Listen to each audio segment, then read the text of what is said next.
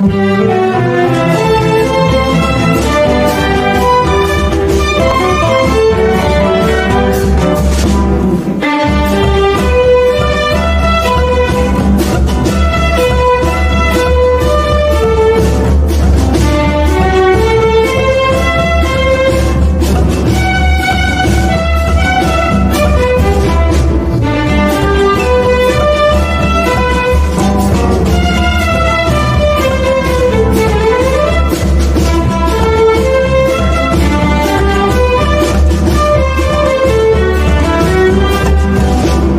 dia, ouvintes do programa Ganzada, Associação Diamantinense de Cultura. É com muita satisfação que recebo aqui na programação desse domingo o poeta, compositor Nicolas Bé. Ele que é um diamantinense adotivo, residindo em Brasília, e está aqui nesse dia participando do programa Ganzada 2016, 23 anos de cultura popular. Bom dia, Nicolas Bé. Bom dia, ouvintes, bom dia, diamantinenses ou não, bom dia a todos. Como é que está o seu trabalho? Como que está Brasília? O que você veio dessa vez trazer para Diamantino? Eu vim finalizar o meu terceiro livro sobre Diamantino, chamado Dicionário Sentimental de Diamantino, que é um dicionário afetivo, amoroso, onde eu conto os episódios da minha infância aqui em Diamantino, que eu morei aqui de 58 a 68, né? Eu conto esses episódios em forma de verbetes, de A até Z, começando com Dom Alonso, que foi um bispo nosso, e terminando com João Zoromará, o índio Parecido. Então tem de A até Z 85 verbetes com 90 fotos falando como que era Diamantino antes da soja, como que era Diamantino antes de 1970 e poucos, né? Então é um livro que eu fiquei muito feliz de fazer, porque é um testemunho da minha vivência aqui, que foi grande como criança, né? Eu era muito ativo e a criança é muito observadora. Então o livro são testemunhos históricos onde eu misturo a minha história com a história da cidade, as transformações, né, na paisagem, as transformações em mim. Então é um livro que eu fiquei muito feliz de fazer, porque se eu não compartilhasse essas histórias, muitas se perderiam, né, assim, porque foi um período muito rico aqui na história de Diamantino, com muitas personagens interessantes, né, e junto com essas histórias, essas personagens, eu sempre incluo, sempre coloco a questão ambiental, né, que é bastante séria e bastante requer muita atenção. Sobre o livro, ele tem um período para lançamento? Como é que está sendo organizado esse trabalho do lançamento dessa obra tão importante para Diamantino?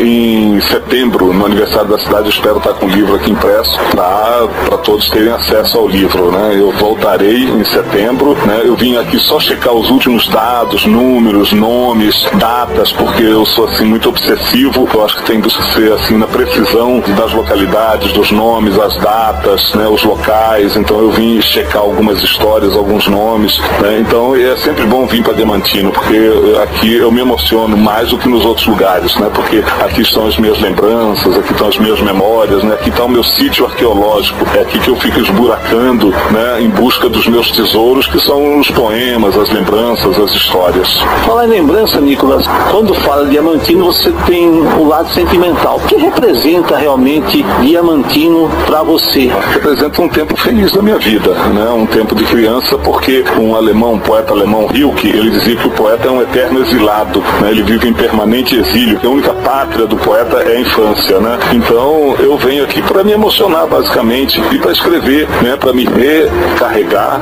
né? E para ver as transformações, poder influir, poder ajudar, né? Que eu gosto muito daqui, né? Eu mantenho um vínculo muito forte com Diamantino, mesmo estando em Brasília, né? Quer dizer, é uma cidade que eu gosto de vir, e amanhã, infelizmente, já estou indo embora, mas eu volto em setembro. Quando eu estou em Brasília, fica uma grande ansiedade para vir para Diamantino, né? Porque são emoções fortes. Eu tenho muitos amigos e amigas na cidade, né? Gosto da cidade, gosto das pessoas. Acho que eu posso influir, posso valorizar, posso ajudar, posso contribuir, sabe? Posso fazer alguma coisa pela nossa querida Diamantino. Ontem você participou de um curso sobre a questão dos patrimônios imaterial e material de Diamantino. Como foi essa sua participação como poeta, com uma pessoa que tem esse sentimento tão grande por Diamantino, nesse curso? Foi muito bom, teve as pessoas lá da escola de jovens e adultos, né? E eu falei dessa questão ambiental, a questão de valorizar a cultura local. Uma pessoa fez uma palestra muito boa, o Zezinho Pinheiro, sobre a viola de coxo, né? Aí eu falei que, olha, o viola de coxo não deve nada ao violino, né? Quer dizer, é nosso, é um alaúde pantaneiro, né? Ele veio lá da Idade Média, né? Veio chegando e chegou a importância é um bem material, é um bem histórico, né? Nosso, porque a cultura, as tradições é a nossa coluna vertebral, né? A gente, sem a cultura, a gente não fica em pé. Falei também da dinâmica, né? A gente, às vezes, é muito saudosista, ubista, mas nós temos que nos adaptar aos novos tempos, né? Quer dizer, a internet está aí, o YouTube está aí, né? As pessoas estão se comunicando não tão mais verbalmente, mas através de uma máquina. Nós estamos passando por uma revolução de comunicação, né? Entrando na era digital. Isso requer novos desafios, novos entendimentos, né? E mostrando como que as coisas são dinâmicas e o tempo não para, e a identidade cultural é uma coisa que se constrói assim no dia a dia, que nunca tem fim, né? Nós temos a nossa tradição. Por exemplo, aqui nós tínhamos uma população indígena muito grande, aí vieram os bandeirantes, né? E os portugueses, aí depois vieram os negros, né? Os africanos, e agora essa última recente, a dos sulistas, né? Quer dizer, a cultura ela é construída no dia a dia e ela sempre incorpora novos elementos, né? Mas esses elementos da cultura, assim, entre aspas, a tradicional, é muito importante preservar, mas ela é também pressionada por novas tendências ou mas eu sou sempre a favor de proteger e de valorizar o ganzá, né, esse instrumento, o siriri, né, o cururu, o rasqueado, né, e os instrumentos, porque esses instrumentos eles sempre foram importantes, são importantes e serão sempre importantes na nossa formação psíquica, porque a cultura ela valoriza o sujeito, e o sujeito acho que é mais feliz, é mais realizado, é mais completo, né, e essa é a importância. Nicolas, recentemente nós perdemos aí uma figura diamantinense, uma figura que trabalhou tanto pela nossa cidade, foi o padre José de Moura e Silva. O que o padre José de Moura e Silva representou para você como um menino diamantino, um brasiliense, um brasileiro, enfim, o que representou o padre José de Moura a você? O padre Moura teve o grande dom de compartilhar conhecimento. Eu digo sempre, se você tem um conhecimento de qualquer área e não compartilha, esse conhecimento não serve para nada, né? Quer dizer, serve para você, um egoísmo idiota, besta, mas então o padre Moura, ele sabia muito, pesquisou muito e deixou muita coisa escrita, né? O livro História de Diamantino, foi um grande pesquisador, um defensor aqui da história de Diamantino, né? E ele fez parte daquela geração dos padres jesuítas que vieram para Diamantino, que me educaram nos anos 60, que tiveram uma importância muito grande aqui para Diamantino. No livro eu resgato muito isso, né? Essa importância desses pioneiros, né? Que vieram aqui e abriram o caminho. Digamos que os outros vieram e asfaltaram, mas o caminho já estava aberto, né? Então eu acho que não podemos esquecer essas pessoas e homenageá-las pelo valor que tiveram, pela generosidade que tiveram de compartilhar, de ajudar. E a coisa que era muito difícil, gente, era um sofrimento, era toleiro, não tinha a luz elétrica, era precária, né? Era tudo muito precário, né? E hoje temos essas facilidades todas, mas isso aí não chegou assim de graça, né? Não caiu do céu, isso foi construído, e eu queria muito nesse meu livro homenagear essas pessoas e mostrar também como é que era, né? E mostrar também as consequências dos impactos ambientais. Mas voltando ao padre Moura, né? O padre Moura é fundamental, uma perda enorme, né? Mas deixou uma contribuição, eu acho que no legado, isso é muito importante, quer dizer, se ele guardasse tudo que ele soubesse, iria com ele, né? Por isso que dizem que quando uma pessoa que tem muito conhecimento falece, isso acontece muito na área indígena, né? Quer dizer, é uma biblioteca que se queima, né? Então, hoje as pessoas estão muito interessadas, muito preocupadas em captar esse conhecimento de uma oralidade e ela ir para o papel e para o livro, onde ela pode permanecer para as futuras gerações. Nicolas, falando agora sobre festejo popular. Em entrevista com o ministro Dr. Gilmar Ferreira Mendes, ele citava essas manifestações populares que acontecem na atualidade em Diamantino, como a festa do Senhor Divino, como a festa da Imaculada Conceição e outros festejos de santo Diamantino, Diamantino sendo muito importante para a preservação da cultura mato-grossense. E ele, como membro da Academia de Letras, sempre citou nesse sentido de voltar às festas que existem aqui em Diamantino e em Mato Grosso.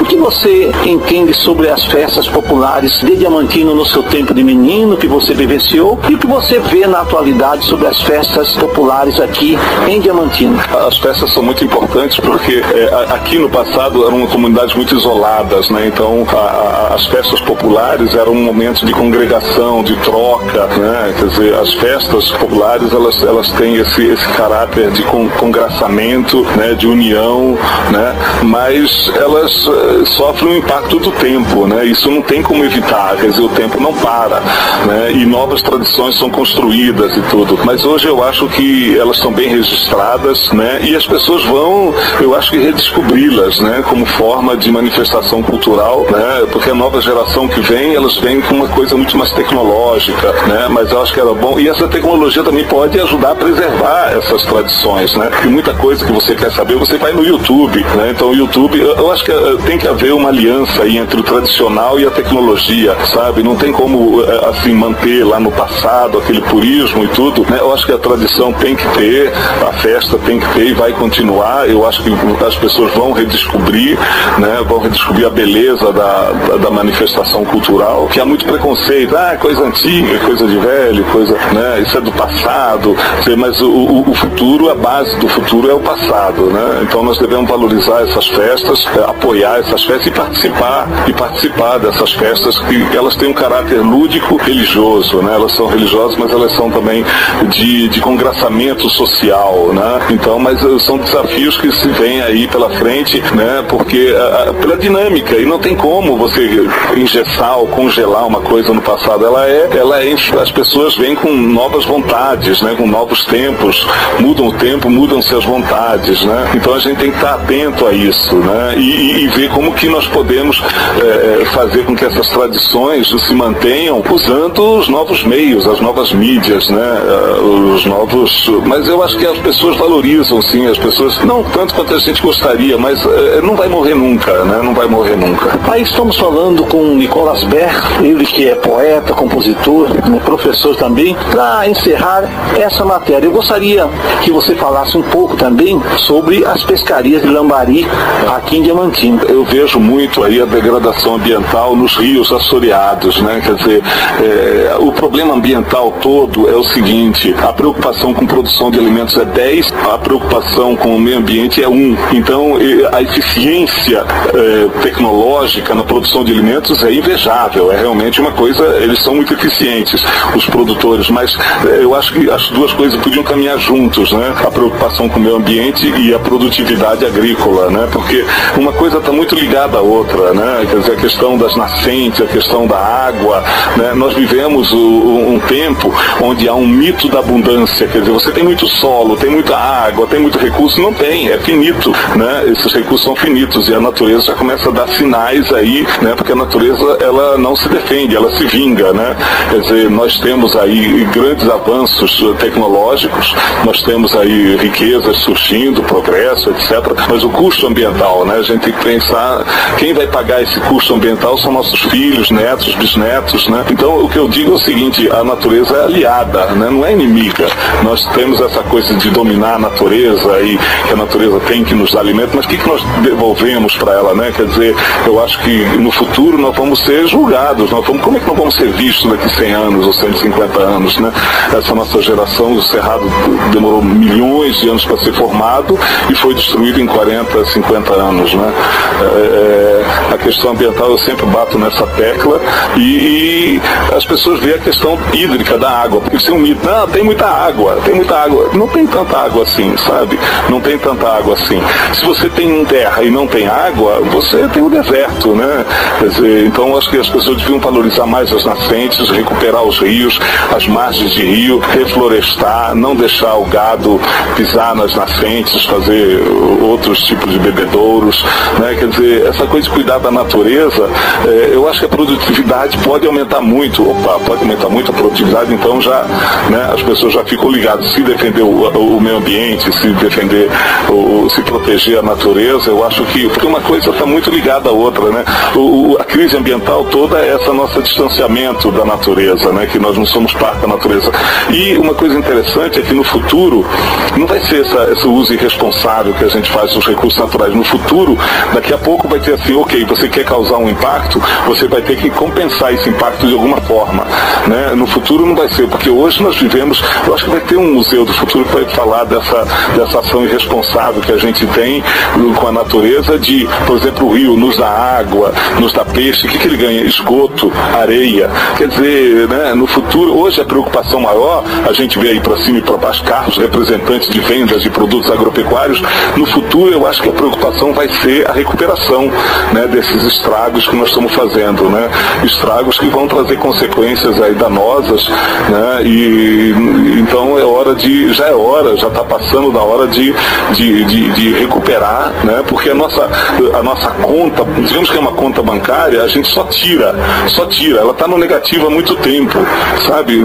Digamos que, né, nossas atividades econômicas, então eu acho que a natureza tem que ter também as suas compensações, porque nós somos natureza, mas não estou dizendo que a gente vai voltar a ser índio, digamos, né, que tem um baixo impacto ambiental, porque eles não têm essa tecnologia que nós temos, que nós desenvolvemos, mas essa tecnologia chegou num ponto de ameaçar a própria sobrevivência do planeta, né, quer dizer, as mudanças climáticas e tudo. Então o homem vai começar a repensar, porque a gente vê isso no dia a dia, né, os cursos d'água diminuindo, a vazão, a gente vê isso, não precisa ir muito longe, né, a gente vê aqui no dia a dia, eu passo nos córregos, vejo que está assoreado, vejo que está com pouca água, né, as nascentes secando, né, e é tudo a ação humana, então vamos ficar atento a isso. O Lambari apaga o rastro com água? O Lambari apaga o rastro com água. Aí estamos falando com o Nicolas Ber, nesse domingo, nessa manhã dominical aqui do programa Ganzá. O programa Ganzá, nesse ano, comemora 23 anos de cultura popular. Essa programação, um trabalho muitas vezes de forma isolada, por conta própria. O que representa para você esse programa Ganzá? Representa uma resistência, né? Representa assim a ponta do iceberg de uma resistência, de uma coisa maior que está por baixo, e que eu gostaria que as pessoas se engajassem mais e valorizassem mais a cultura regional, a cultura local, né? E desse mais valor a esses programas, a essas atividades, e conhecesse. Eu acho que quando a gente conhece e procurar, né, ir na Casa Memorial dos Viajantes, né, que tem muita informação lá, na Fundação Cultural também, né, quer dizer, é uma manifestação cultural, ela faz bem psiquicamente para o sujeito, né, ele se sente valorizado, né, ele se sente aceito, congregado, né, por exemplo, o cara que participa do Siriri ou da Cururu, ele vai lá com aqueles uniformes, com aquelas roupas, ele se sente integrado, ele se sente bem, ele se sente melhor. Então, participe das atividades culturais, né? Participe, vá lá, faça o seu clube, junte o pessoal da sua rua para fazer as danças populares, o Siriri, o Cururu e tudo mais, para você se integrar numa comunidade que é muito rica, né? Aqui a comunidade diamantinense é muito rica, porque ela é fruto dessas três raças, ou três povos que vieram para cá, né? Os índios que já estavam aqui, os portugueses que chegaram e os negros. Então é uma cultura muito, muito rica, né? Dessa mistura. Então vamos valorizar essa mistura, porque é um grande caldeirão cultural que nós temos aqui e que é muito forte, muito bonito. Aí falamos com Nicolas Ber e ele irá deixar para vocês, ouvintes, a sua mensagem final. Então, a gente só consegue proteger aquilo que conhece, né? Preservar aquilo que conhece. Então vamos, hoje com a internet, com os meios de acesso à informação, vamos conhecer mais a história de Diamantino nos sites, no YouTube, vamos conversar com os mais velhos, né? Como é que era, né? E vamos participar desses movimentos folclóricos, né? De dança, de apresentação religiosa, né? De apresentação musical, vamos se engajar nisso, porque isso aí é muito importante, como eu falei e sempre repito, para o equilíbrio psíquico do sujeito, né? O sujeito às vezes está deprimido, está lá violento, está revoltado, está frustrado. Quando ele participa de um grupo, ele se sente aceito, ele se sente melhor, né? Então vamos participar desses grupos, apoiar esses grupos, né? E ser feliz. Fala o Joel Praxedes aos ouvintes do programa Ganzá.